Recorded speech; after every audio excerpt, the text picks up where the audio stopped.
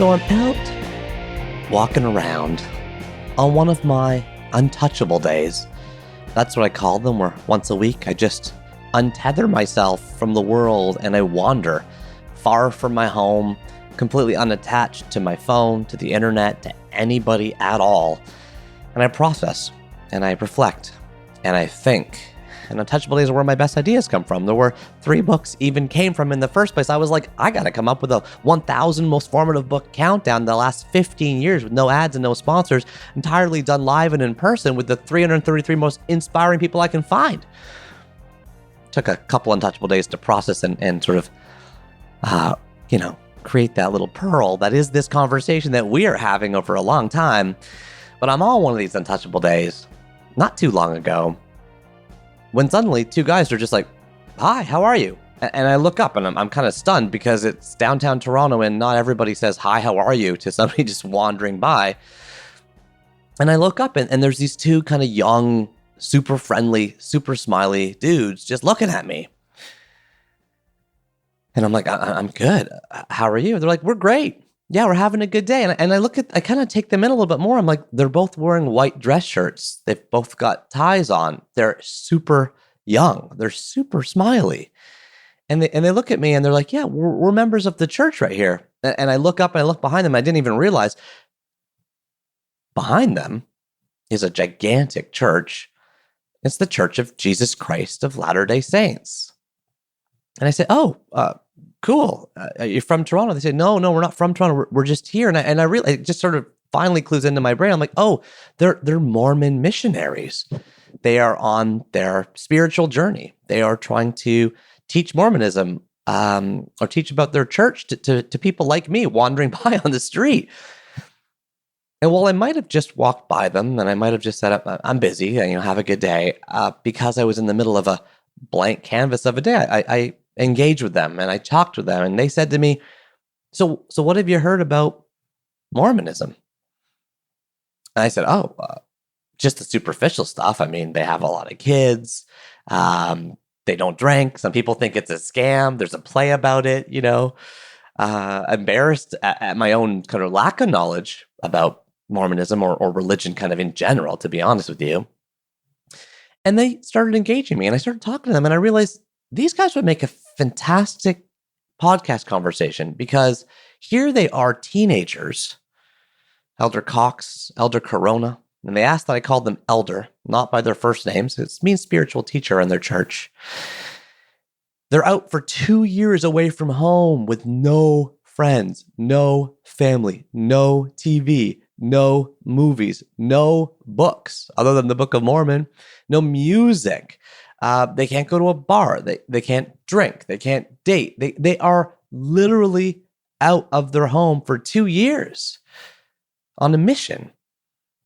And I'm starting to wonder. I'm like, do they have doubts? Like, what if members of their family don't believe in them? What if members of the family leave the church? What do they do with all their time? What do their evenings and weekends look like? How successful are they? How many people convert to the religion? Like, how does this even work? And recognizing that I was super stupid in this entire world that is religion and that is Mormonism. Although I asked that I don't call them Mormonism, as you'll hear later on, made me think, let's find out. Let's get into it. Let's figure out. I mean, you don't get paid for these missions. Who pays? How does it work? What's in your apartment? I want to understand which formative books helped shape your lives, your belief systems, and your mind to create this passion. And it is passion. Because at the end of the day, we only have 30,000 days of life. And all of us have to choose tacitly or consciously which values we're going to live our lives by. We're going to choose it. Do we live it by honesty? Do we live it by love? Do we live it by compassion for others, empathy for others? Or do we live it by determination? These guys live their lives, I would say, really openly with love, with determination. And no matter what you think of their religion or their background or their belief systems, what I hope you get out of this conversation, something I get out of this conversation, is a deep, deep level of respect and love and admiration for how strong and confident their minds are, and how passionate and determined they are in their belief systems, and how they think about their belief systems, with talking about it with people like me, with a tremendous amount of understanding, ability to answer really silly questions, simple questions, and definitely with love. I welcome you into the supermoon. It's a supermoon, everybody. Yes, it is. It's a supermoon. What is a supermoon right now? It's a full moon or a new moon that nearly coincides with perigee, the closest that the moon comes to Earth in its elliptical orbit. Yes, it is a supermoon right now at 6:37 a.m. on August 30th, 2019, and we are going to sit down with Elder Cox and Elder Corona and talk to them about formative books. Let's go.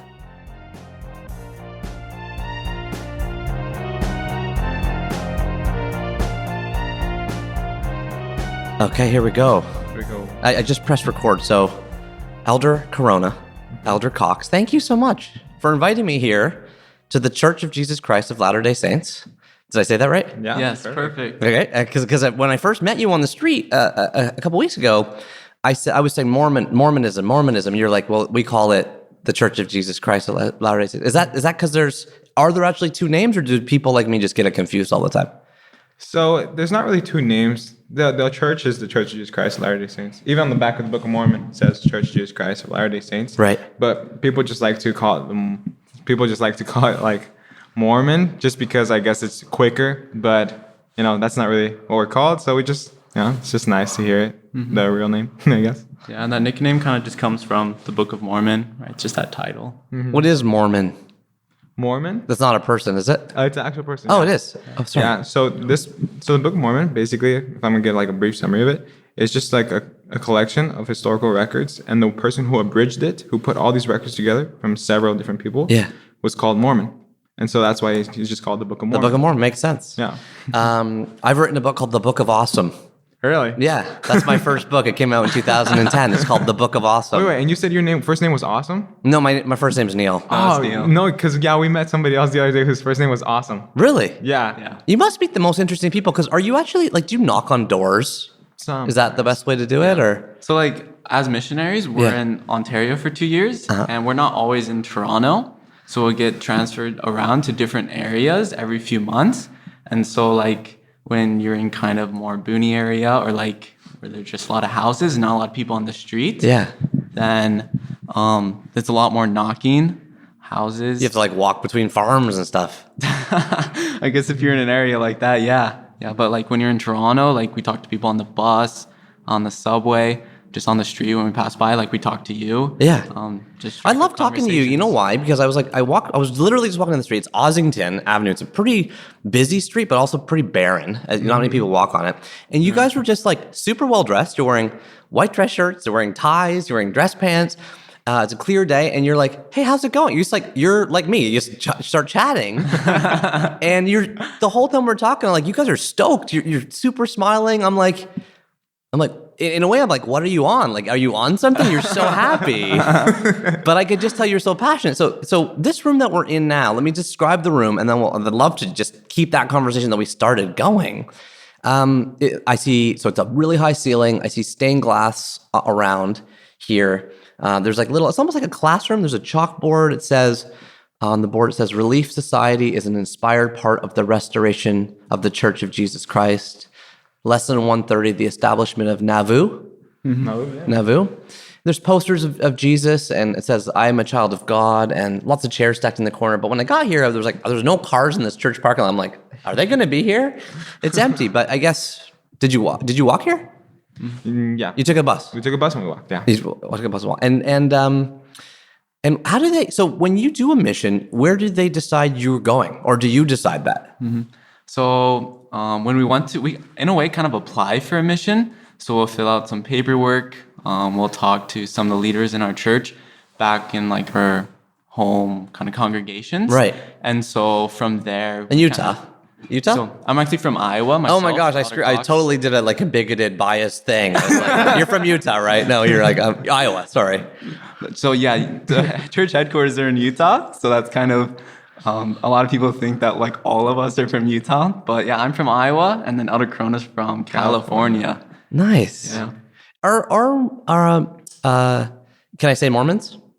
Or should I say, what are you called? You could just say members of the church to make it short. Okay. Are members of the church spread all over the U.S. evenly? Or because I always think Utah is like the literally my wife, Leslie, in the basement of her parents' basement, in her parents' basement, has an old world map. And it's really like bad, actually, because it has a legend. And you know how the legend usually says like where the population is, where this one has a legend that says what the religion is of the whole world. Oh, wow. So it's like Hindu, and like India is pink, and it's pink, and it says like Buddhism, and it's green, and it's like Japan is green. And it says Christian, right? And then it says Mormonism, and literally it's the state of Utah. Yeah, there's a really high population of like members of the Church of Jesus Christ of Latter-day Saints in Utah. There's a really high population. But actually, my previous companion before Elder Cox, he was from Switzerland. Yesterday we kind of split up and kind of like switched missionaries just for a day. And my companion was from Hong Kong. So like the church is all over the world. Mm-hmm. We go all over the world, and churches are all over the world. How many followers are there total? I think there's about 16 million right now. Yeah. And kind of cool fact actually is I believe there are more members outside of the United States and Canada, I believe, than inside. Oh, really? Yeah. So it's which very countries worldwide. are the biggest? Do you know? I would say Africa. Mm-hmm. Oh, okay. The population of because the church in missions have Africa. gone there probably for a long time. Is that right? Yeah. And when you convert someone, is that the right word? Are you converting them to following the church, or is it a different? What's the goal? And feel free to ask me the questions you were asking me on the street, because like I was going into it with you. I was curious. I'm open to conversion. I am. All right. So do to me what you do if you knocked on my door. Like I'd like to understand that process and talk to you through it. Yeah. Okay. So personally, as missionaries, some people I can kind of see, they feel like missionaries come up to them and they're like, "Oh, I'm just a number to you. I'm just somebody that you're going to add to your numbers of the church. You just want to convert me." But really, what we're out here to do is that we felt so many blessings in our life coming from the gospel of Jesus Christ and its completeness, I would say. We just would feel it would be so selfish to keep it to ourselves when our brothers and sisters don't have it. And we just want them to have the same joy. So we try to invite them, and oftentimes kind of hard because they think we're just there to gain something, but really we don't gain anything. What do you gain? If anything, you lose, because I think what you told me on the street is like you're here for 2 years. Mm-hmm. You don't get paid. Is that right? No, you don't get paid. Are you both 19 years old? I'm 18. I'm 19. 18 and 9. So you have to be, I'm assuming, 18 to even go on a mission. Yep. Right? So you have to be at least 18. You don't get any money. Meanwhile, you have to eat. You need clothes. Mm-hmm. You have to buy shoes. So what do you, and if someone is converted, it's not like you get there's no finder's fee. Like you don't get like a month free board or anything. No. What are you supposed to do? This is downtown Toronto. Like, how do you pay the rent? So we actually, we pay, but... And you live together? Yes, we live together. Okay. Mm-hmm. Right? And so how it kind of works is actually, I guess, there are missions worldwide, right? And so obviously it's going to cost more to live somewhere like Toronto than somewhere like Guatemala, right? Mm-hmm. Very different costs. A lot more. So everyone just kind of pays like a flat rate going in. And so from there, the church will distribute money to, meet the needs of missionaries. And that's like car, that's like bus passes, that's like... When you say everyone pays, you mean everyone who goes on a mission or everyone who's a member of the church? Goes on a mission. Oh, so you have to pay up front because it's for all your room and board and stuff. Well, how much do you have to pay? For the United States, it's about $10,000. But, the church helps out the families who can't afford it. And also you have the opportunity to pay it over time. You don't have to pay like all at once. Right. So it's kind of just like, for some people, the mission is like, oh, you're on a vacation. And really, you can look at it that way. But for us, it doesn't really feel that way. We're always working. We're always like for the first chunk of our day, we're studying really hard. And then we go out and try to help people. And it's a bit exhausting. Yeah. Just walking everywhere, trying to help people. And we don't really get time to relax. So we don't get to watch sports. Well, we choose to do this, right? And it's a rule for missionaries. Don't watch sports. Don't watch TV. No, you're not allowed to watch any sports or TV? Yeah, so we're supposed to be really consecrated and focused on the work of the Lord. It's a very important work. Did you say consecrated? Yeah. What's consecrated mean? I guess consecrated means like you give 100% of yourself. Right. So you don't want to kind of disperse your focus and your heart on things that won't benefit others or yourself in this work. You know what I'm saying? So you pay 10 grand, you get in, it's always 2 years? 2 years. 2 years. Yeah. And you don't have to be, I know you have to be 18. Is there any limit on how old you can be? Can like a 70-year-old person go? Yeah, 25. I believe 25 is the limit for like our 2-year missions as, you know, as these young people. You're as you said that, you're holding up your tie and it says Elder Corona. Yeah. Does it say École de Jesus Christ? Oh, yeah. Oh, yours is in French. Yeah, mine's in French. I'm a French missionary. Oh, you speak French? Yeah. Wow. Okay. So I have so many questions. But okay. So I get that you pay. I get that you come in. You're here for 2 years. But you said something else. Oh yeah. So no sports, no TV. What else are you? What else is What else is on the no list for you guys? Secular music is one of them. It's hard for a lot of missionaries. So what if you can't go to a concert? What about the radio? Well, we can't turn on the radio if we have cars, we can't turn on the radio. So we have like a lot of religious music, maybe hymns or like orchestral music, things that wouldn't, what we call invite the spirit, like a good spirit to help us out and guide us in our work. Yeah. I think that would take our focus away from. So no secular music. Yeah. What else? Movies? No movies. No movies. We're allowed to watch like kind of movies made by the church though, which talk a lot about like, you know, maybe the coming forth of the Book of Mormon or about Jesus Christ's life and stuff, which kind of get us in mood spiritually and stuff. Yeah. So we do watch those movies at our apartment. And what about, so therefore you have a TV? Like a tiny like portable TV. Oh, you brought it yourself? No, it was just there. Okay. A lot of missionaries just leave things behind in the apartment so that the next missionary. Oh, the apartment is missionary to missionary. Yeah. It's not, you guys have, so the church has its own apartments. Yeah. Yeah. And then they just kind of move in and out missionaries And they're paying the rent. Yep. Or they have an apartment building. No, they're paying the rent. Okay. Like just rent Gotcha. scattered. Yeah. Okay. So no music, no movies, presumably no TV shows? No TV shows. Unless it's a Church of Jesus Christ of Latter-day Saints TV show, which maybe there is one, maybe there's not.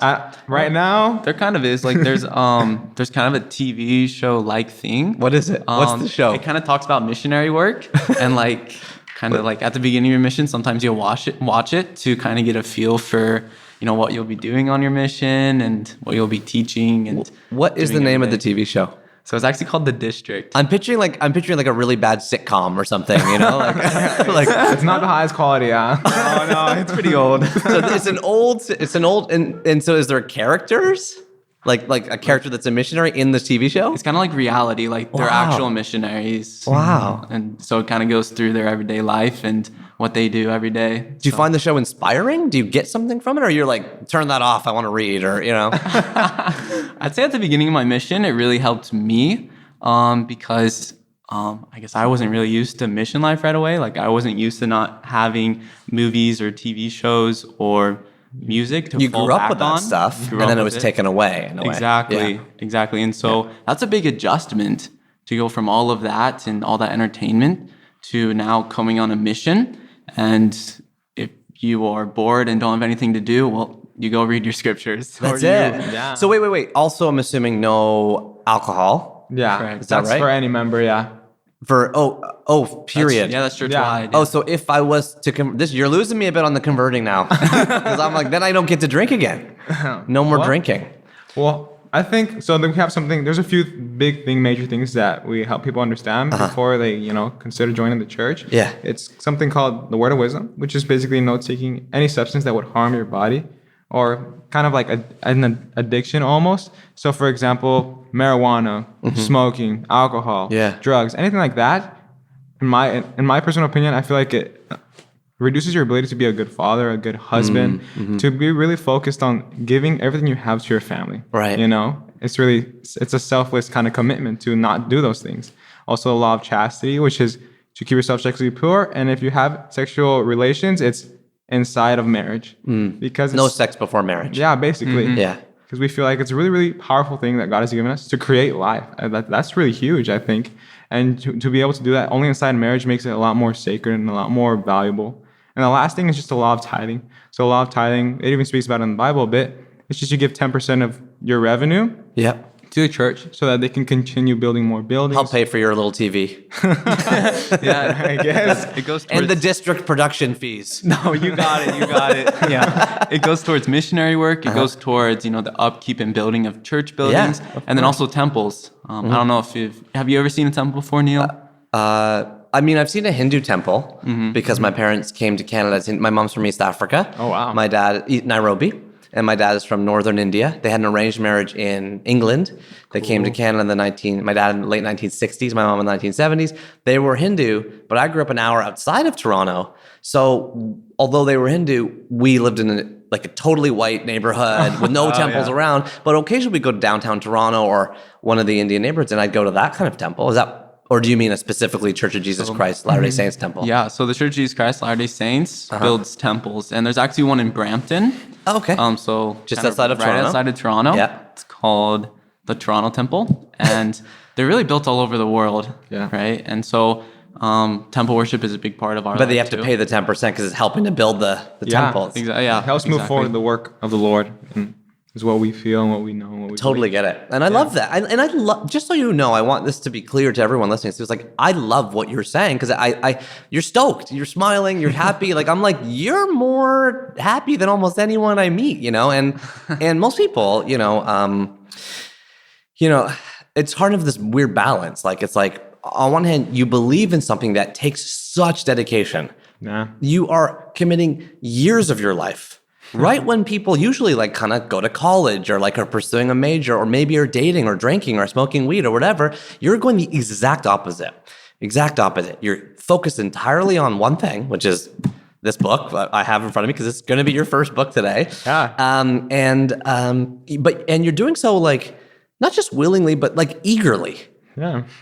Is there, so I'm curious about so much stuff here, but growing up, were you both in families where everybody was in the church, or any of your siblings or parents not in the church? So I have 6 siblings myself. Both my parents are members of the church, and I grew up in a household where we went to church, we read scriptures and stuff like that. My oldest brother does not go to church, kind of separated himself from that, and so there's kind of that influence as well. But otherwise, my other older brother, he served a mission in Arizona. And my other older sister, she served a mission in Arizona as well. And so I'd say I grew around pretty well-off household. But I did have my older brother who really was almost very against it. From what age did that happen? I would say probably 15 or 16. And what you think drove that different thinking for him? I'm not exactly sure. I know it was really hard on my parents. Not that we turn him away or anything. We still love him and everything. But I think it was, I don't know. I think this takes a lot of dedication. It takes a lot of change. Like we said, we talk about those just 3 simple things like word of wisdom, law, chastity, and tithing. That's a big commitment that not a lot of people like to make, right? And to really give your entire life to this is not easy. It's a huge thing. Mm-hmm. And so I think as a teenager, especially when you're 18, where a lot of maybe friends in the church start to go on missions, it comes to a big decision point. Do I really believe this? Right. Do I believe in God and in the Church of Jesus Christ? And is this something I really want to give my life to? This version of God, God through this church. Because somebody would say, my parents would say, I believe in God, but they're Hindu. You know what I mean? They believe in God, but in a different way. Mm-hmm. So when you say, I love that you said we still love him. We haven't cast him out of our family, because that's also common in a lot of cultures. If somebody chooses something very different, I can think of a lot of Indian cultures growing up Indian, where somebody married somebody white, for example, or didn't follow the family's kind of code or practice on some tradition. They were cast out of the family. Mm-hmm. They were not spoken to again. They were, in some extreme examples, not the ones family that I know, there could even be violence and things like that with the person that has chosen a different path. So it takes a lot of courage also to say, well, we still love you, you're still part of our family. Was that hard to do as siblings and parents, do you think? I can't really speak for my parents, but For me, not really. I think like in Iowa, like I grew up around people who weren't members of this church, like almost all of my friends, didn't believe this, right? So I was used to it, and I knew it didn't really affect me. Everyone makes their own personal choices. And so I don't think it was really hard for me personally. I can't really speak for my parents. But you guys still tight. You guys are still tight. Like your brother is still somebody you connect with, even though his belief system has changed. Mm-hmm. Yeah. Mm-hmm. And your family, Elder Corona, have you guys all? Were you born also into a family that was following the church when you were born? Yeah, I was born to a family, members of the church, and we did similar things, just like Elder Cox. Yeah. But my mom, however, her parents, my grandparents on my mom's side, are Catholic, and my mom's siblings, my aunt, my uncle, they had to wait until they were older until they could be baptized. They really felt strongly that the Church of Jesus Christ, Latter-day Saints, was true, and that they could have a lot of, like, the maximum amount. So your mom and her siblings converted. Yeah. At what age? So I think they were above 18. They had to be above 18 because you need your parents' consent. So in order to do these things, if you're a minor, of course, so there's just legal procedure. But yeah, they had to wait basically. When they were young, they wanted to get baptized, but they just had to wait until they were old enough. Baptized into the Church of Latter-day Saints. Mm-hmm. So, but how did they decide? Did somebody knock on their door? Like, how did they get? For my parents? Yeah. So, funny thing is that my mom, for a big chunk of her life, was raised by my great grandma. So her grandma, and my great grandma was exposed to the church in Guatemala. Okay. Is that your family background? My mom's side from Guatemala, yeah. Oh, wow. My dad's side is from Mexico. And your dad's side from Mexico. And was he also born into a family that was following the church? Yes, he was. Wow. Yeah. So I'm assuming that that's more common than someone who decides to convert, making your job here super difficult, right? Am I right? Like if you've been here for how long in Toronto? In Toronto itself, this is my second week. You're here 2 weeks, yeah. I've been in Ontario for 9 months. You're 9 months in. Mm-hmm. And what about you, Elder Corona? I've been here for about 5 months. And Toronto, I've been in Toronto for about 2 months, but before that I was in Etobicoke. I don't know if you'd still count that as Toronto. Yeah, kind of. It's like just west. It's part of Toronto, yeah. Yeah, but I've been here. Depending who you ask. Basically, I've been here basically the whole time. So. And you guys do everything together. Yeah, we can't split up. You're not allowed to. No. So you have to live together. You have to eat together. Yeah, you can choose to eat together. What's most important is that you're always in each other's presence, besides the bathroom and stuff like that. So just not the bathroom. Yeah, basically that's it. Yeah, that's pretty much it. Why? So I would say it's really just to protect us, right? I mean, like you're in a big city that neither of us are familiar with. You know? Or you might be in a small city. Or in a small city too, and there's, people out there who don't have good intentions or don't really care for missionaries. So if you're saying if you open the door and there's two people there, it's a lot. Now the person answering the door, like if it's me, I'm like, if I want to say something rude, I'm not going to because there's two people. Like it's less. Do you know what I mean? It's like it's two people, not one. Yeah, that could be a factor. Even as two people, we get a lot of insults every day. Really? Yeah. Like what do people say? Just a lot of mean stuff. I'm not gonna reiterate it, but just a lot of mean, insulting things. But it's okay, That's just how it is. I'm sorry. No, it's all good. It's not your fault. So, but I think also another thing is if every person reflects back to the times where they made the most unintelligent decisions in their life, most likely they were alone. Most likely they were alone. Oh, so it's both to keep you safe, but also to keep you. Because it's a big commitment. You're opening every day with scripture. You're kind of having to stay away from music, from television, from film, other than The District, which I would love to see an episode of The District. And so you need to make sure that you're staying the course. Yeah, exactly. That's a good way to put it. Staying the course, making righteous decisions, being just very.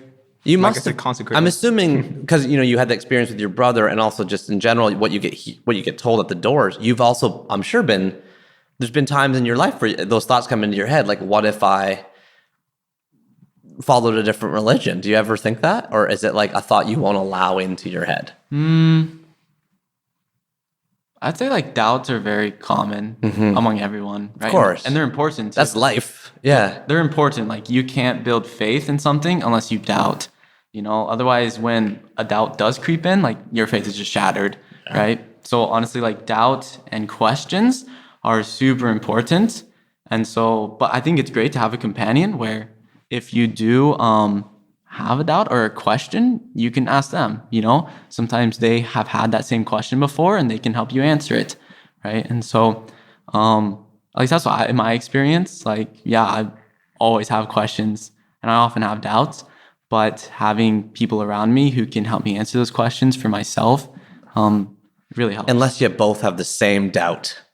If you're like, hey, you know what? If you have a day where it's what you would call a bad day, and somebody else who disagreed with the church might say, well, hey, that's good. They're getting an awakening. You might say, you know what? I've knocked on how many doors in 2 weeks? I don't know how many doors, but how many people have you converted in 2 weeks, Elder Cox?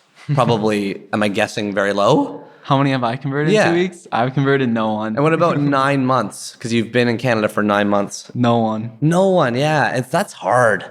That's hard. And what about you, Elder Cron? Is it the same? Yeah, pretty much. Yeah. Yeah. So it's also like, in a way, I'm sure sometimes, because I'm a writer, I have days where I'm like, oh, I'm going to write a chapter of my book today. And then it's like 4 or 5 p.m. I'm like, going to go home and see my family. And I'm like, I got nothing done. I mean, I don't mean I wrote 1 page when I wanted to write a chapter. I mean, I wrote 0 words. I had a frustrating day. I tried stuff and it's like, that's not right. It didn't work. And I go home kind of all stressed, really, and bottled up, And so you've had 9 months in Canada. The purpose of your mission is to expose and convert, share the love, but 0 people have followed you. Yeah. It's I think for us, we can do everything we can do, and we can do it with the right attitude, the right heart, but in the end it comes down to them. We're not here to shove what we believe down their throats or anything. We're just here to invite them. We open the door for them, say, come on, try this. We really feel that it blesses us. We hope you feel the same way. And in the end, they have to choose to walk in the door and to feel it for themselves, or just close the door and say, no, I'm good. Yeah. What is the average? Do you know? Because it's 2 years, right? Like, so it must be a big day when one of your fellow missionaries says, like, hey, I have someone interested in coming in. They want to meet you guys. They want to read the book. Like, I'm keeping it. Like, that must be exciting. It is exciting. Yeah. It's super cool. And we see miracles all the time too. No, I haven't seen anyone when they convert, they're baptized. I haven't seen anyone do that for themselves. I've had people that I've taught before get baptized, but I haven't been there for any. What do you call a miracle though? A miracle is when someone converts? Kind of, but I guess I can share a quick one. So I was knocking in Sault Ste. Marie, just like normal. So Sault Ste. Marie, for those listening, is people from Sault Ste. Marie might disagree with me, but it's a very, very northern Ontario town. Yeah. It's the biggest town for hundreds and hundreds of miles in every direction, but by any measure, it would also be one of the smallest towns around. Yeah. So it's about 8 hours away from here, I believe. Yeah. And so it was very cold. I spent 6 months there in the dead of winter, but it was a good time. But you couldn't do anything though. No, we went out and knocked anyways. You had that plus the scripture for 6 months in the dead of winter in Sault Ste. Marie? Yep. Oh my God, Elder Cox, I'm surprised you didn't crack. I'll admit it was really hard. But like I said, there are miracles. So for example, we were just out knocking like normal, and we knock on this door and this guy opens the door and start talking to him. Usually when I'll tell you, when someone opens the door, say, hey, we're just a couple of volunteers in the area, or we're missionaries from the Church of Jesus Christ Latter-day Saints, and we're just going around sharing a message or the Book of Mormon or something like that. But he stopped us right after we told him who we are. He's like, yeah, I know who you are. We're like, oh, okay. Where have you heard of us before? He's like, I'm actually a member. I was baptized 40 years ago, out in Alberta. And we're like, no way. And he's like, I was actually just thinking about the church and how I want to get back involved with something like that. And we're like, well, we came at the perfect time, And so we were able to work with him, tell him where the church is, and get him back involved, get him active in helping other people. And raise him spiritually. So I just think like you get these miracles like that where you find these people who are looking for you, even if it's not necessarily a conversion. What a beautiful day beautiful moment that must have been. Also for him, because he had that experience 50 years ago, was thinking he needed it again, but needed a push or needed a what's it called? A specific spark. The spark. Mm-hmm. Good word. You should be. You have writing in you too, more than me. And then what do you say to the opposite people? The people that, so all 6 months in Sault Ste. Marie, dead of winter, that was the miracle. But I'm assuming there was hundreds of non-miracles. What do you say to people that say, that's all made up? I don't agree. You guys are following the wrong thing. This is BS. That's what we got. There's no God. Yeah. There's no God. Prove it. That's it. That happens every day. Yesterday, that happened a lot. And we got insulted so much saying like, people telling us like those exact things, but a little bit worse. And really, no. We know, for us, it's just personal testimony that we know it's true for ourselves. And we just feel that they don't understand. Have they ever tried it? Have they ever read the whole book? I don't know. Maybe they haven't. But if they really have like done it sincerely, at least for me, I feel that for sure they would have felt happiness and the same blessings that we feel. There would be no other reason in the world that we would leave our families that we love so much for 2 years and stop school and stop our whole lives just to serve the Lord and to help other people feel as happy as we are. And when people do like treat us that way, they just don't understand. That's okay. Maybe one day they will understand. That's what we hope. Do you feel the same way, Elder Cox? Of course. And we're not really here to convert anyone. I have a firm belief that me personally can't convince anyone, right, that God is there and that these things are of God, right? And so that's why as missionaries... Aren't you? That's kind of like... Didn't you give up before you started the mission then? You might think that, but the real thing, as missionaries, we don't believe that we do the converting. We believe that God does, right? So like when we sit down with people, we may share some things that we believe, but we invite people to pray themselves, to seek God, and to really receive answers from Him, that these things are from Him. And we don't want them to just take our word for it, because like I believe these things are true. You mean receive answers from Him like if they pray? Yeah, exactly. So if they pray and they don't hear from Him, then what do you think? Do you think they didn't pray right, or He doesn't choose them, or they just didn't hear it proper? Like then, because for example, I have tried praying and I have not heard anything. No, that's a good concern actually. So what we feel actually in my personal experience and in a lot of people's experiences, things don't happen like one of our, we call him general authorities, one of the leaders of the church, because sometimes prayers aren't answered like a flick of a light switch. Sometimes it's like the rising of the sun. It takes a little bit of patience, takes a little bit of perseverance. You have to wait a bit. And it may take a very long time, but as sure as you are persevering with the effort to, do everything you can with a sincere heart. I'm reading with all the intention of my heart to figure out. I'm praying with all the effort of my heart to feel something. When we do that, maybe eventually it'll happen. I love the dedication. Yeah. That's amazing. That type of dedication can get you anything you want in life in general. It's not like you hear a voice or I'm not saying you do or don't. I'm asking. I'm just trying to learn. So you don't, it's not like you hear a voice saying, I hear you, my son, or anything like that. It's more like you get a body feeling. Almost, yeah. Yeah, it's almost like that. It's like a body high. Is that right? Yeah. I don't want to put words in your mouth. I'm asking. Yeah, it can work through feelings, but it can also work through thoughts in your head, right? So almost some people do describe it as like a still small voice, or something literally speaking to them, like a voice they can hear.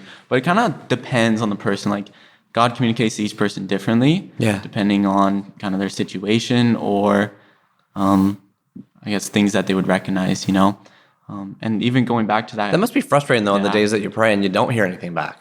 Sometimes, yeah. And therapy is a good comparison, I think, because when I first went to therapy, I was going through a divorce. And are divorces a thing in the church or not? It happens. It's not encouraged. It's not encouraged, but if people get divorced, they're not out of the church. No, they're not they can get remarried or whatever. Yeah. And sorry, I should have asked, homosexuality, is that in the church or not? So our kind of stance on that is like we support the person but not the act, right? So we regard everyone as God's children, right? So in a sense, we're all brothers and sisters. And so we hold the family very sacred, right? That's why we have the law of chastity, is because families are very important to God. Yeah. And when we grow up in strong families, then we have more support in life. we can learn and grow and learn the gospel of Jesus Christ and be more successful. And so God wants to protect families. And so our stance on that So there would be there for gay people in the church because you support the person. So there's people that are gay. But the act, meaning, are you talking about sex? Is that what you're talking about? Yeah. Homosexual acts. Like, Okay. So acting on it. Okay, because it's interesting because so my son has a friend in his school, a little girl, blonde hair. I won't say.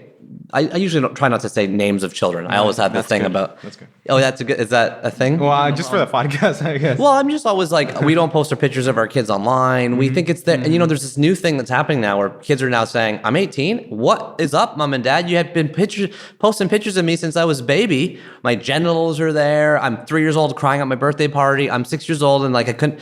And I'm 18 now. And like there's a huge paper trail of my whole life online on your feeds. Like that's becoming a big thing now because 18-year-olds, think about 18 years ago, it was 2001. So they were posting it. I'm getting off track, but the point is he has a friend and she has two dads. Okay, so she has two dads. They adopted her, or I think they had a surrogate, meaning that they used one of their sperms and they had someone donate an egg. Yeah. Obviously, we've had birthday parties together and meet in the park and stuff. So if you knocked on their door in your head or in the scripture, is it that they're not a family? That family? That what I would call it, like, even though it's two dads and one girl, I guess I'm asking how you define family. That's a good question. Actually, we have something called a family proclamation, and it explains, that the family that Heavenly Father is our Father, would want for us. God and Heavenly Father the same. Yeah. Okay. Yeah. That He would want for us is with a father, a mother, children as well. But even we call our church, we're a family here, and you can use the term very in a literal sense, like father, mother, children, or in a symbolic sense, like we just have so much love for each other. It's like a family. So I guess it's really up to. I love all those definitions, but if I joined the church and then I married a man, am I kicked out? Do you know? No, I would say we kind of talked about that temple, right? And so there's a certain standard that God wants us to have in order to kind of raise our holiness, raise our spirituality. And so like if you walked into the church and you were homosexual or you were married to another man, no, we wouldn't kick you out. We'd say, welcome. Right. Like, we're so glad you're at church. But you couldn't kiss another man. You could, potentially we wouldn't, you could do whatever. You could do whatever you want. Like, we respect everyone's but the act of homosexual acts, though, that's why I was hearing what you're saying, and it's not. I know it's you, but also you're representing what you've been learning and what you've been taught, and so I'm not. This is not an indictment. I'm just curious. I know so little about religion. I have such few books on my shelf in religion, and I met you guys. You're so open, so friendly. I'm like, I ask you the dumbest questions ever. I realize they're super dumb, but it's super helpful for me. Really good question. Part of what is great about the missionary work, I'm assuming, unless you get stuck in Sault Ste. Marie for 6 months in the dead of winter, it's just that you get to see the world. You get to see parts of the world that you wouldn't otherwise go to. And so Africa you mentioned. Could you have said I would like to go to Africa or something like that if you wanted to, or Guatemala? So the way it works is really, so we have a prophet. We believe in modern day prophets, and he has his 12 apostles. And so when you mean that's somebody that's alive today? Oh, what's their name? The prophet right now is called Russell M. Nelson. Okay, Russell M. Nelson. Yeah, and that's sort of head of the church in a way. President of the church. President of the church. President of the church. He lives in Salt Lake City. He does. I got it right this time. Okay. Yeah, and so we send our applications to them, and by prayer and really divine revelation, they feel where we should go. They feel, okay, Elder Corona, where is he going to go? I should go to Toronto. Do you have any idea how they do that or what they base it on? Do you have an application? Do you write an essay? Do you hint about your background so they're like trying to give you something different? Or they have a bit of a questionnaire kind of type of thing. So you have to do all this medical. Do you like hockey? Not like that type of thing. I think maybe it might ask you like your hobbies. Yeah. So they can. Yeah. They also ask you, what language do you already speak? I'm sure that kind of influences, but ultimately it's up to these, leaders of the church. The leader and the 12 apostles. Who are they? The 12 apostles. Would you like to? Are they all men? Yes, they are. All men. They are. Is the leader of the church always a man? Yes. There's never been a female leader. Correct. And that all apostles are always men. Correct. Why is it always men? There are female leaders, but not in a type of way like the apostles and the prophet. There's right there on the board, it's the Relief Society. So there's like a woman organization in the church, and there's like a president of the Relief Society. So there's many organizations in the church that kind of in a pyramid type of way. Sorry, there's something inside the church called the Relief Society that's a women's group? Mm-hmm. So the men's is usually called, they might call them a quorum of priesthood holders, which is just another word.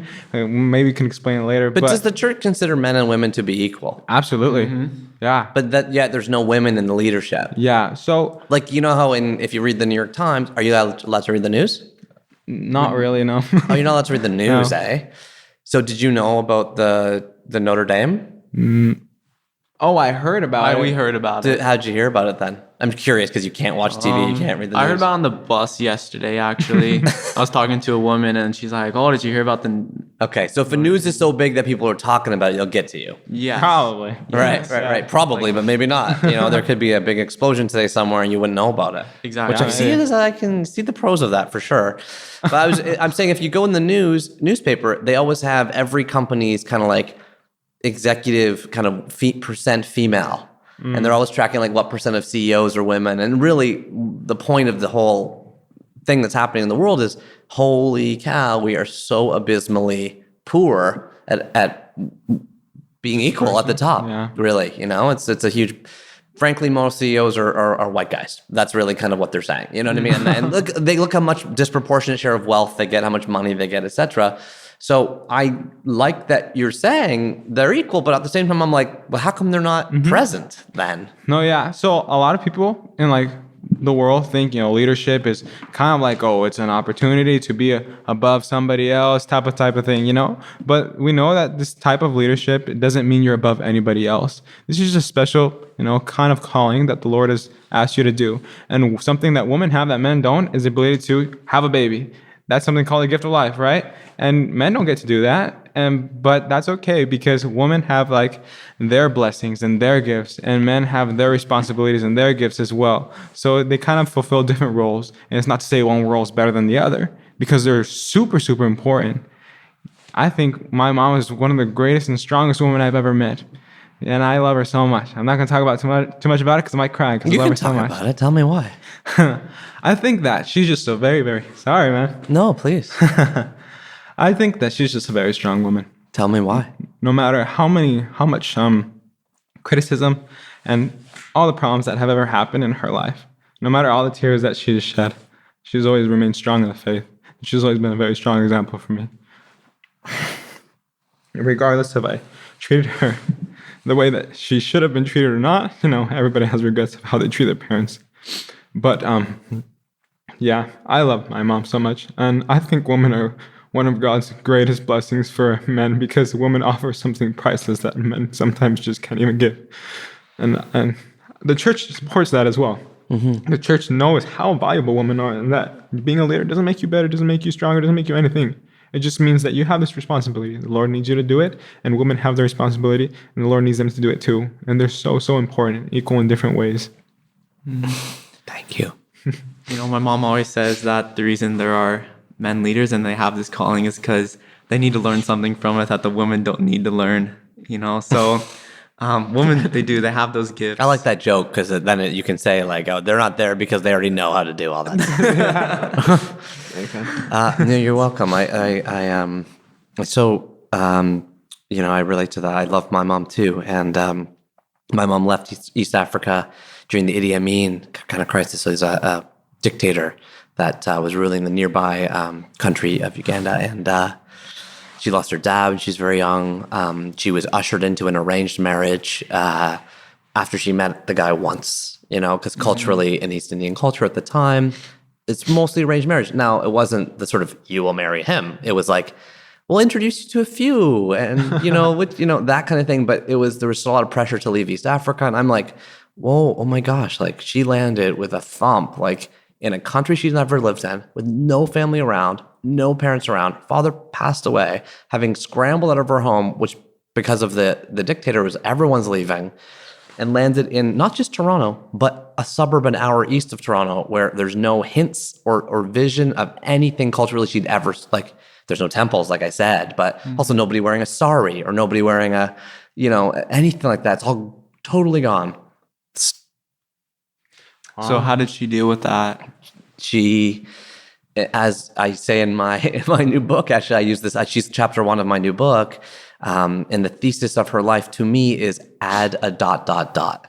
So an ellipses at the end of. So she always saw periods in her life, endings of sentences. You're going to get married this way. You're going to move this way. You're going to be heterosexual, right? Like it's in your culture as well, but like in East Indian culture at the time, it's like they didn't have. There's no awareness or acceptance of homosexuality, but all these things, and she always added a ... So she came to Canada. Her husband, my dad, took her waltzing at the German club. She never waltzed before, and I remember asking her that as a kid. I was like, "You don't waltz?" She's like, "No, I just told myself I don't waltz yet." And this ability to add the word "yet" after 3 dots is honestly how she thought about everything, and. She's a beautiful, almost 70-year-old woman who I'm very grateful for, hence me writing a whole chapter about her in my new book. I love that. I like that. I'd love to send you a copy when it comes out. Yeah. For sure. But there is some swearing in my book, though. Are you allowed to read it? Yeah. We Really? can read it, but we don't use it. Okay, good. Oh, so the books are not banned. That's good. Actually, like on a mission? on a mission we can't read it, but we can hold it off when we get back home. Yeah, like I'd You love can to read ha- it when I get home. Okay. Yeah. Okay, that's good. So when you're done the mission, is it like Mardi Gras? Like, is it like I'm back, baby? A lot Get of the funnel missionaries out. certainly feel that way. Some missionaries are like, man, I hear all these new movies I can't watch when I get home, type of thing. It's kind of like a bittersweet thing, like you get these things that you missed on your mission, like you get to see your family every day if you stay at home. You do get to watch movies, go back to that lifestyle. But then, like I said, it's bittersweet. Sometimes, like, there are some things on the mission that you miss, such as, like, that level of spirituality you had. And so it's very much dependent on the missionary, too. I'm so interested in things about what I'm hearing from you about around passion, around faith, around determination, around dedication, about believing solely in one cause, even though the majority of the world disagrees with you. Because you said there's 14 million, there's 7 billion in the world. Yeah. You've converted nobody in 9 months. You've knocked on doors. You're told way worse stuff than I said to you. And I'm just saying it hypothetically. And I'm also trying to be polite, but people will be like, probably say like, and I won't swear in your presence, but get that off my stairs, and like, what are you doing here? You're wasting your life.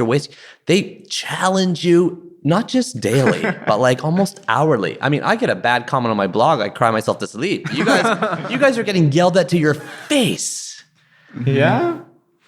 And on top of all that, inside yourself is your own self, your own mind, your own soul, your own brain. And I'm sure, as you said, there's always questions, but there's also like, people, they say 10% or something of the population is gay, so there's people who are going on missions and then they realize, oh, I'm homosexual. Is that going to make a problem for my church, who I passionately believe in? There's people like your brother who decide, this isn't for me. I'm not into there's 3 things, the tithing, the word of wisdom, law of chastity. And he's like, that's not for me. Maybe I've met a boyfriend or girlfriend who I don't want to be chaste with till marriage, or maybe I don't want to get married. I have friends these days that are choosing to not get married kind of ever, but they'll have the baby, they get a house or whatever, but the marriage, nah. Mm-hmm. So those things all roll around in your head. So how do you expose, if I know it's on the mission, you can't watch TV and stuff, but how do you expose yourself to the other thing, the other religions, the other perspectives, because you're asking people to expose themselves to yours, which is great. Yeah. And that's why we're having this conversation. How do you expose yourself to theirs? So your question, a big part is listening, right? Like we talk to so many people, they tell us their views. And for me, at least, I can't speak for all missionaries, but I actually consider those views, right? Like sometimes they talk about very deep things that I've never thought about before, and I really like it. I'm like, oh, I've never thought about that before. Like what was one recently that you got like told? Yesterday, this guy was telling me about like Buddhism and all this super deep stuff. And I was like, I have never heard any of that before. Sounds a little interesting. And I told him, I was like, like, honestly, like, this is my time to give to Jesus Christ and my beliefs right now. But I told him, honestly, like, I would love to look into that after my mission, like, honestly. And so, like... And when you do that, when you look into, and sorry, I'm laughing to myself. I'm like, how Torontonian for a guy to be so friendly that he starts then, and of course, Buddhism is kind of like, I can picture that in Toronto. There's a lot of Buddhist culture here, a lot of yoga, a lot of practices around this. So I'm like, this guy welcomed you in, right? He didn't shove you away. He welcomed you in. Yeah, he already approached us and started talking to us. Oh, interesting. Yeah. Oh, he approached you. I thought you meant you knocked on his door. No, this was on the street yesterday. Oh, this is the way you guys met. That's how I met you. Yeah. You got a good policy. Don't knock on doors. Just hang out on the street. There's a lot of people on the street. There's a lot of people on the street. And Elder Corona, have you had similar feelings? Or when if someone says, thanks for teaching me about the Book of Mormon, can I tell you a little bit about atheism? Let me tell you why I used to believe and now I don't. Somebody might say, because I've read this thing in National Geographic, that the fastest growing religion right now in the world is actually no religion. It's not atheism. It's choosing none. None of the options is actually the fastest like growing. agnosticism, like you don't believe in anything? Yeah, well, agnosticism, I thought, and I could be wrong, it's the belief that there may be something or may not be. Kind of ambivalence. It's like, I don't know. You're saying kind of, I don't know. Atheism saying, I do know. And there ain't nothing up there. Like atheism is like, yeah, I know there's no God. I believe fully in science and like this is all a product of evolution. And our species we've discovered skulls in Africa from 200,000 years ago. We can map the whole genome evolution. Like that's the truth, And then the idea of no religion, I think maybe kind of similar to how I grew up, which is I had parents who were religious. I'm in a very, like everyone I went to school with is white, but they're also like, Catholic or Christian or Baptist or, lots of different kind of sects, but I kind of grew up with no religion myself in a way because I was exposed to I saw all of them and that's growing. So actually there's some countries that are going to have a primarily no religion majority soon. I think England, Australia, and so then when they tell that to you and they say, hey, how about this way of thinking? How do you process that, or how do you? No, that's a good question. Yeah, I think for us, as much as missionaries are as teachers, a lot of the time, what we do on the street is listening. Yeah. A lot of people talk 5 times more than we talk, and we just listen, we smile, and we try to understand them. For us, we really have a strong belief that we have a lot of the happiness that God can give us, and we just want to share that with others. And how they take on it, and whether they take it or not, or whether they believe something else, we just try to respect it. And sometimes they can actually teach us some very valuable values that are inside of our church, but maybe just have to be focused more. And their entire attention is that one value. And I like that a lot. Sometimes some things need a lot of nurturing and care. And sometimes you compare it to a garden. You give all this water, all this love to this one flower. And instead of, dispersing all this water and love to all the flowers, all of a sudden, just because you focus on one, it ends up being the most beautiful flower you've ever seen. Because in a way, and I have not read the Book of Mormon, although it is your first book, the Book of Mormon, Another Testament of Jesus Christ. On the cover, it is a navy blue book with kind of a leathery cover. You handed this to me for free. Yeah, we always give them for free. Yeah. Right? Although I went to the bookstore and I see they are for sale there. Oh, really? Yeah, so you... Oh, really? Yeah, I bought one. So I have... Oh, you bought one? Yeah, $6.99. I actually didn't know that. I didn't know. Yeah, it was $6.99. So well, you could have just asked us. We got to give you number. Oh, I know. It was actually a miscommunication as I was preparing. I asked my assistant, I was like, can you grab The Hobbit? And I was like, anyway, whatever. So I love that because you know what I hear in that? Here's what I hear. This is just Neil talking. I love that because here's what I hear. I hear that in your book that you follow, it's so big and so vast and so deep and so all-encompassing that when you talk to somebody who has a different opinion, what you actually, so an atheist say, what you're actually hearing is a connection between you. Mm-hmm. That the things that they care about and maybe believe may actually reflect some beliefs that you also have, or maybe you're zooming up a level, and this is the part I really love about what I heard from you, to think we're all people. We're all living on the same planet. We all get to be alive for about the same amount of time, 30,000 days, Did you know that's the average Wow. lifespan? That's pretty cool. Yeah. Well, you're spending part of one of them with me, so I appreciate that. Awesome, yeah. We get 30,000 days. We're born. We die. Do you believe in an afterlife? Of course. A what? Where? Heaven? Very interesting. So we actually believe in something called the spirit world. Oh. So right after we leave this life, it's kind of, in a sense, kind of temporary waiting place, where I think those people who did live righteous lives have a state of peace and rest, and those people who lived unrighteous lives most likely are experiencing a lot of guilt and regret, unhappiness.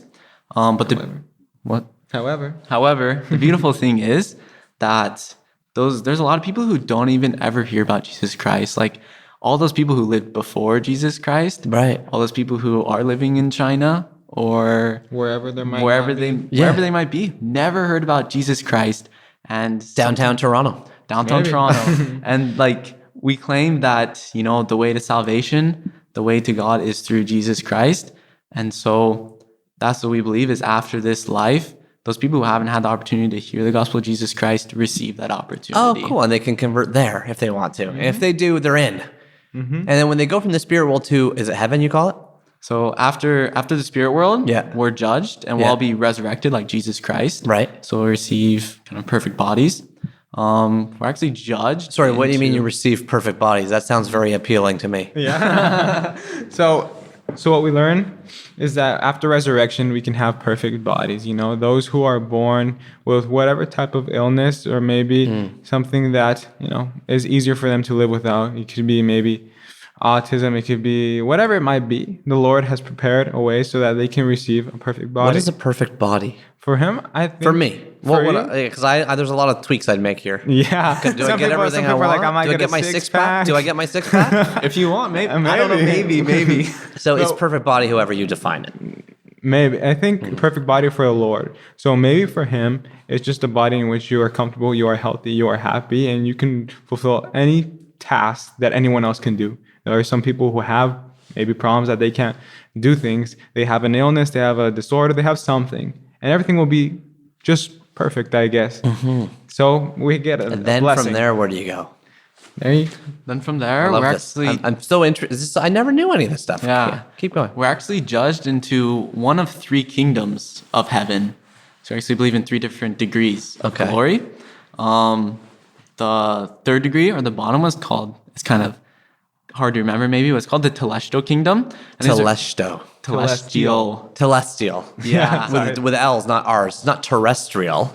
It's celestial. Under the earth. Is that right? Does that mean under the earth? Maybe, actually. Maybe. I don't know. I got to Google that. Know the whole meaning. So tell me the Celestial Kingdom. Yeah. The Celestial Kingdom is where, you know, people who kind of just continue in sin, they didn't follow Jesus Christ or choose to do that.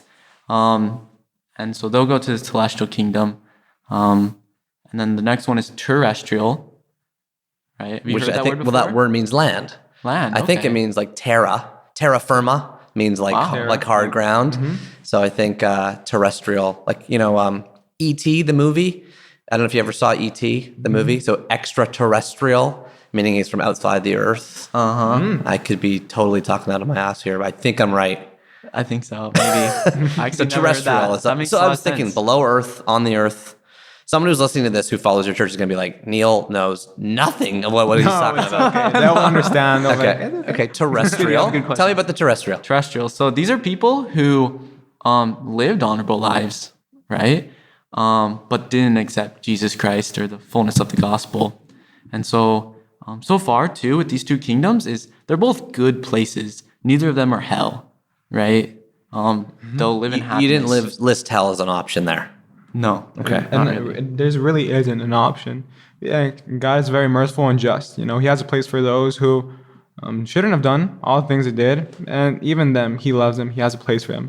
Those who were very honorable people, did very good things, believed in Jesus Christ, maybe didn't go all the way to follow his example. He has a place for them too. And I think maybe you would like to talk about the last one. So the last kingdom, the one that really is our goal, is called the Celestial Kingdom. Celestial. So that to me is implying above the earth. Exactly.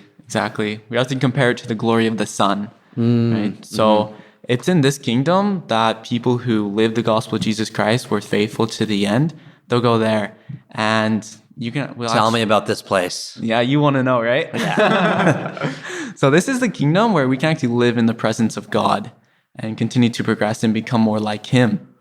And in addition, this is the kingdom that we can live with our families in forever if we qualify for that. Families that are alive and who've passed away? Yeah. So your mentioned your great grandmother and people like that, they would maybe be there. Yeah, exactly. So what we believe is that families can be together forever. And something that we do is we call it marriage, right? But in the temple, there's a special ordinance type of act, and families can be sealed so that if they live worthily and if they do everything that they're supposed to do as followers of Jesus Christ, that they can be together in the celestial kingdom. That's so appealing. That is. Well, just the idea that when you lose, inevitably we will lose our family members, and the idea of reconnecting and being together with them is so. I mean, that's I can see the appeal of that. But how do you picture this place? Because of course, the cliche I have is like in the clouds, Maybe. but is there ever paintings or drawings of it, or is it talked about? Is there anything on TV besides the district there? I don't think, we don't have an exact picture of how it looks like, but I'm absolutely sure that it will be infinitely better than anything you could imagine. And what's best is that we can live with our Father here on earth, also our Father in heaven who's created us, and with all those who we love. Heavenly Father, as you can see, I call him Heavenly Father, right? You can call him God. I call him Heavenly Father because he's our Father. And He loves us so much that He says, all these people that you love down here who are connected to you, I want you to be with them. I prepared the best place for you in the best circumstances. All you got to do is just follow me. Just love me. So I love that. That's beautiful. What a great, it's a role model in a way. And that's why when you get to the celestial, you get to live more like Him. And this open heart, which you guys both have. No, you do. I mean, that's why we're talking, because you're so warm. You have a warmth. You're smiling. You were allowing me to ask questions, which I know are actually very ignorant questions. No, it's okay. Very dumb. No, we love questions. But they're good. And you are earnestly conversing with me at this level where I have not been able to get there all the time. It's hard in life to get to that level where you're just speaking honestly on both sides, totally honest. That's the best way to talk. But it's hard to get to that, isn't it? Sometimes. So because we are focusing on the Book of Mormon, really the whole conversation has been about this book so far and how you guys are living your lives through it. What else from this book that has changed your life? And how old were you when you first read it or were listening to it? Were you a baby kind of going to church or? Well, yeah, I've been going to church for a while. When I actually started reading it, I was about 16. It's hard to read. Yeah, it's like I tried and I'm like, whoa, it's really hard. The first book of Nephi, an account of Lehi and his wife Sarah. I mean, I'm in the first 3 words and I've already mispronounced 2. No, that's okay. You pronounce it however you want. You pronounce it however you want. You go for it. Anyway, I know I can't go for it. It's hard. It's hard to read this. It's difficult reading. Yes. Yeah, but I think just for me, a common theme is, some things that are hard, if we really commit to trying to understand or trying to get through, they can be the things that benefit us most. I think for me, the question was, how has this book influenced our lives?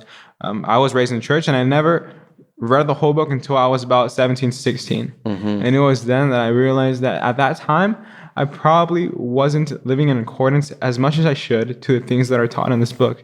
And in a certain part, if I could just talk a little section about the book. I'd love to. It's found in Mosiah chapter 4. And it talks about this king. Do you know the page number? I can find it real quick. Well, I'm on it.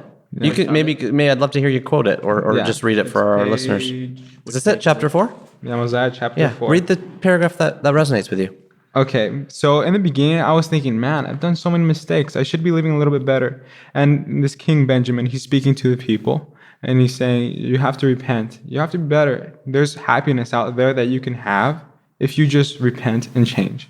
And as he was reading this, and as the people are listening to this, It says, I'm just going to read maybe the first 3 verses. And now it came to pass that when King Benjamin had made an end of speaking the words which had been delivered unto him by an angel of the Lord, that he cast his eyes round about on the multitude, and behold, they had fallen to the earth, for the fear of the Lord had come upon them, and they had viewed themselves in their own carnal state, even less than the dust of the earth. And they all cried out with one voice, saying, Oh, have mercy, and apply the atoning blood of Christ, that we may receive forgiveness of our sin, and our hearts may be purified. For we believe in Jesus Christ, the Son of God, who created heaven and earth, and in all things who shall come down among the children of men. And it came to pass that after they had spoken these words, the Spirit of the Lord came upon them, and they were filled with joy, having received the remission of their sins, and having a peace of conscience because of the exceeding faith which they had in Jesus Christ, who should come according to the words which King Benjamin had spoken unto them.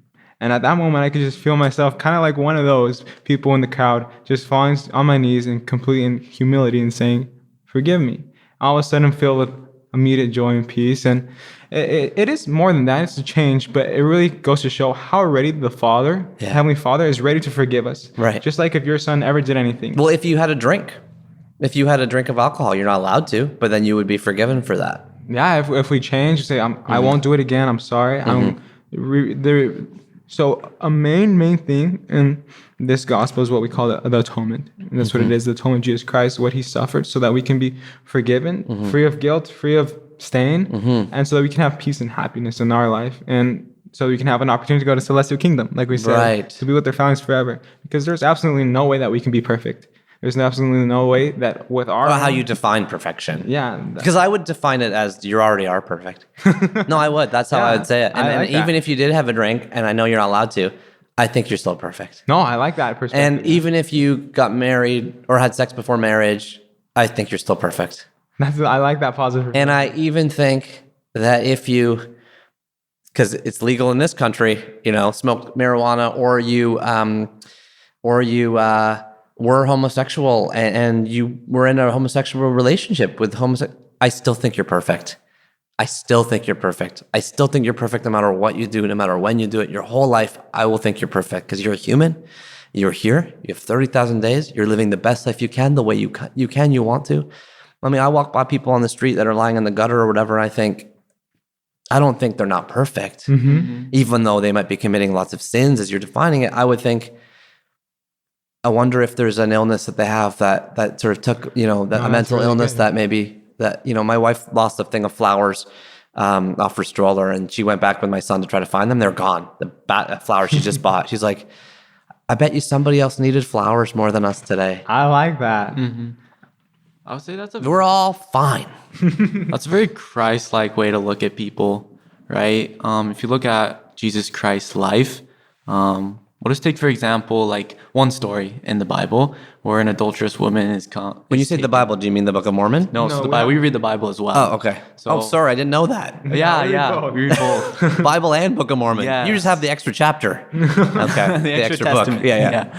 And so an adulterous woman is taken and brought before Jesus, and that time they tell Jesus, like, Master, this woman was taken in adultery.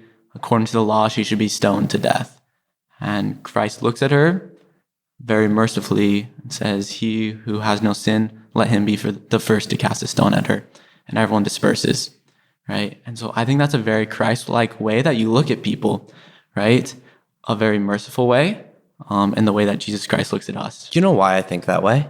Because I'll tell you exactly why. Because I love you guys. I have a connection with you. I think I love your passion, your determination, and the heartfelt way you live your lives. And I don't want you to feel ever guilt, stress, anxiety, wondering if by falling off the course a bit, you will be in a sin or a sinner. I don't want you to carry that. I want the idea of that to go away from you so that you can just live your life as best you can and not worry about feeling guilty ever. So I'm inspired by you. I am. I'm inspired by you. I think differently than you. I think we know that. That's okay. That's okay. And all I want for you, and I hope all you want for me, is that we keep living happy lives. Yeah. The ways that we want to live them. That's kind of the whole point of life. That's why God has asked us to follow him. He wants us. He has given us so much. He absolutely loves us. There would be no reason that he would give the perfect son for us for no reason. He loves us. He wants us to be happy. And that's kind of what we preach, right? We just want everybody to come and see how happy you can possibly be. We know you're happy over there. Maybe you're not. Some people are not happy. But come over here and you might find that you could be a little bit more happy. And we don't try to push people through the door. We just say, you're invited. That's why the sign outside says, visitors welcome. We're invited. And we accept everybody. We love everybody. We like the message you have told us as well. Just always seeing how the perfections in people, regardless of where they are or what they have done, and in some way they're perfect and they're absolutely loved to the maximum. And we like that because we can see that you agree on that unconditional love that should always be in us. Elder Corona, Elder Cox, thank you so much for coming on 3 Books and for being on the show. Thank you for having us. Thank you for having us.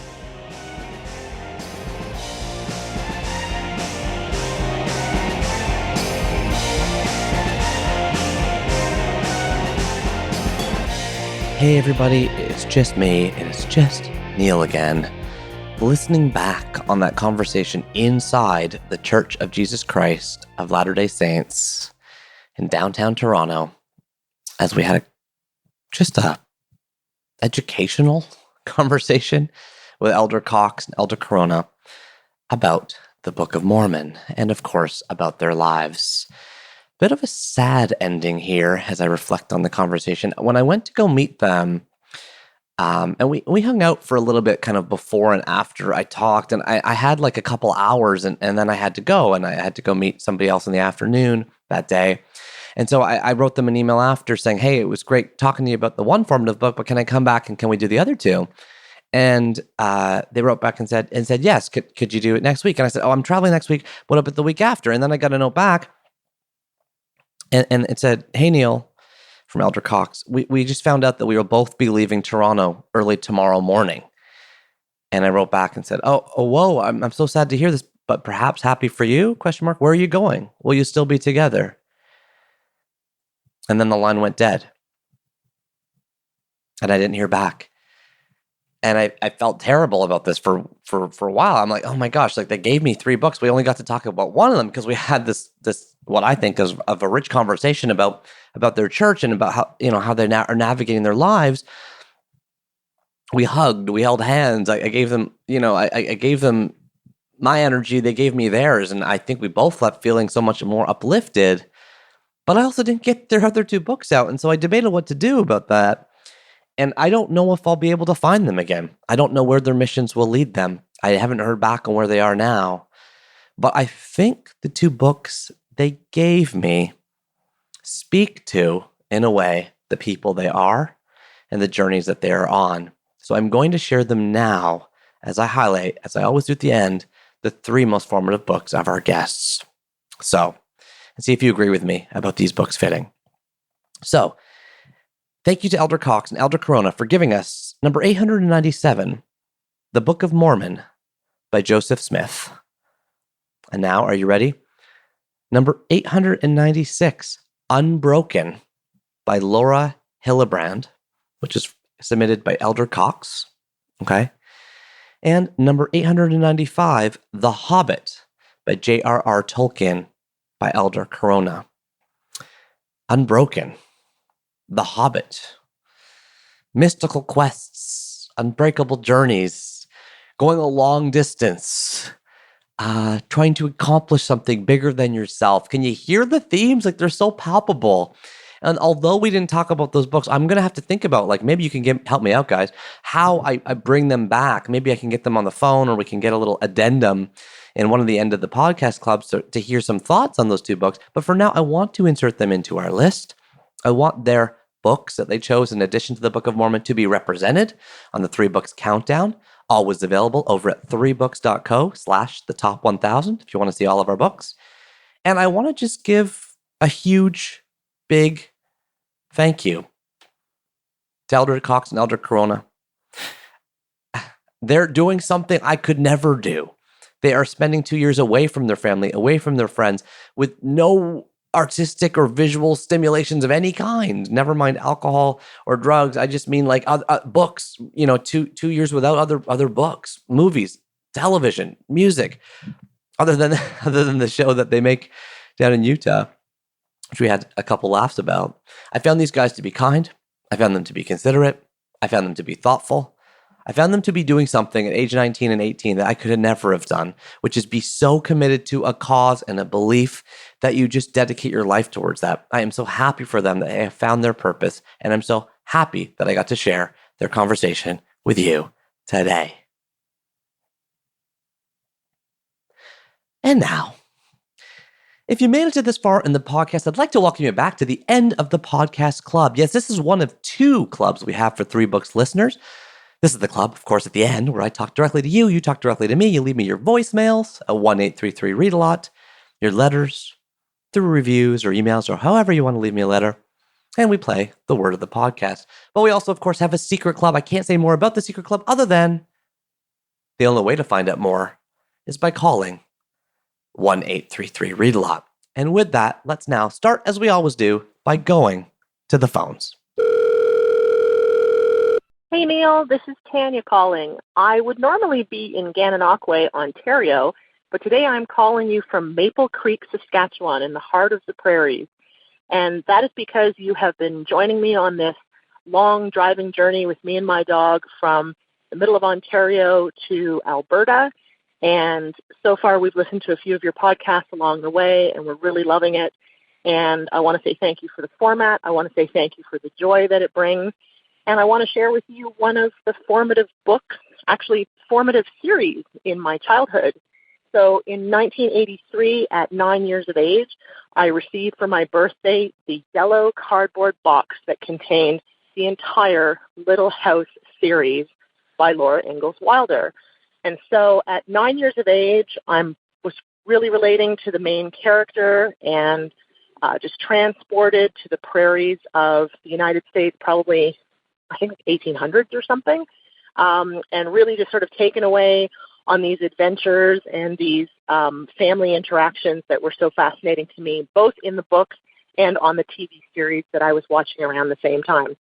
So here I am in the prairies, thinking about the prairie books, thinking about you in this podcast, and looking forward to more episodes all the way out to Alberta and back home. Keep well. Thanks for the great work. Cheers. Thank you so much to Tanya from Maple Creek, Saskatchewan, via Gananoque, Ontario? Or is it from Gananoque, Ontario, via Maple Creek, Saskatchewan? I don't know how you're supposed to say that sentence. But either way, I know you're from Gananoque when you're calling from Saskatchewan. By the way, I looked up that drive. I was curious about it. Yeah, it's 3,203 kilometers or 1,948 miles, taking, according to Google Maps, 32 hours. That's a hell of a drive. You go down through Toronto, through Detroit, through Michigan. According to Google Maps, you go over Lake Michigan. I don't know how that's possible. Seriously, is there a bridge that goes over Lake Michigan? I didn't know about that bridge. Is that true?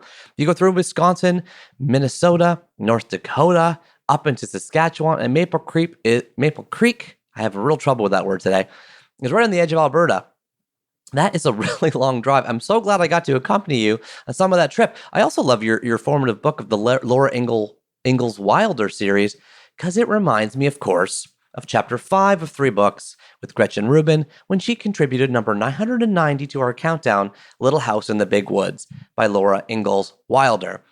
When I read that book before I interviewed Gretchen, honestly, I fell in love with it. I put it in my book club, my monthly reading club. If you want to join that, you can just head over to neil.blog and join my list where I send out a list of all the books I've read every month. And I've recommended to other friends, including other 40-year-old men who have also enjoyed it. Yes, Laura Ingalls Wilder has the ability to mentally transport us all into 10-year-old girls in rural Wisconsin in the 1800s. That is quite a captivating feat. Thank you so much, Tanya, for your call. I really appreciate it. Okay, now let's go over to the letter of the chapter.